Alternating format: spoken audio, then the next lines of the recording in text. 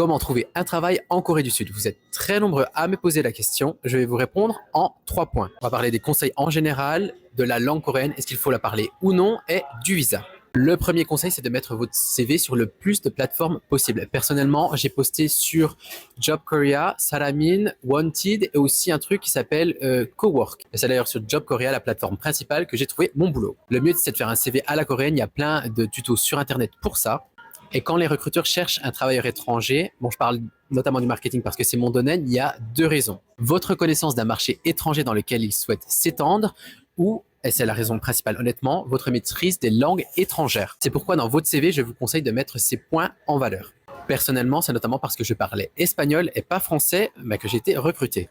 Deuxième point, la langue. Est-ce qu'il faut parler coréen? Bon, bien sûr, honnêtement, parler coréen, ça va être un énorme plus, mais il y a en Corée de plus en plus d'étrangers qui parlent coréen, donc il ne suffit plus, je trouve, de parler coréen, il faut maintenant parler très bien coréen. Parce qu'honnêtement, il y a 2 cas de figure, c'est soit l'un, soit l'autre. Soit vous allez travailler en anglais dans une entreprise où même vos boss parlent anglais, ou soit vous allez devoir parler full coréen, écrire en coréen, donc en gros, avoir un niveau un peu entre deux, ça suffit pas. C'est soit tu parles assez bien pour bosser en full coréen, soit non. Pour être vraiment compétitif, honnêtement, il faut un niveau 4, topic 4 minimum, je dirais voire 5.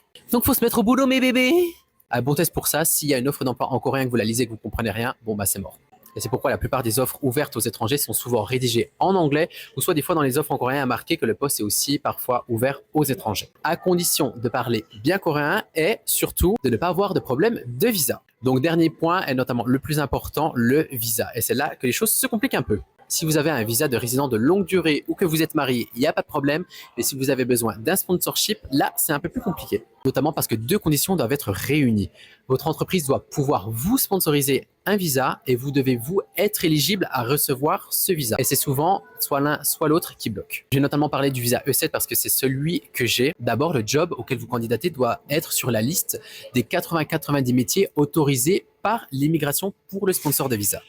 Si par exemple vous êtes coiffeur ou esthéticienne et que vous voulez venir travailler en Corée, vous ne pourriez pas avoir de visa parce que la Corée a jugé qu'ils n'ont pas besoin de main-d'œuvre étrangère pour ces métiers-là. Deuxième point clé, vous devez avoir un diplôme en lien direct avec ce job. Si par exemple vous avez fait des études, je sais pas, de littérature coréenne ou de tourisme et que vous voulez candidater pour un job dans le marketing de la K-beauty, il y a de très grandes chances pour que ce soit refusé parce qu'en gros, vous n'avez pas d'études en lien avec ça. Et il y a aussi un niveau d'études minimum requis. Des fois, c'est, je crois, niveau bac plus 4 ou soit master. Il y a aussi parfois des années d'expérience qui sont requises. C'est assez compliqué. Donc voilà, si vous avez des questions, n'hésitez pas à les poser en commentaire. Et surtout, posez-vous cette question. Avez-vous réellement envie de travailler en Corée du Sud?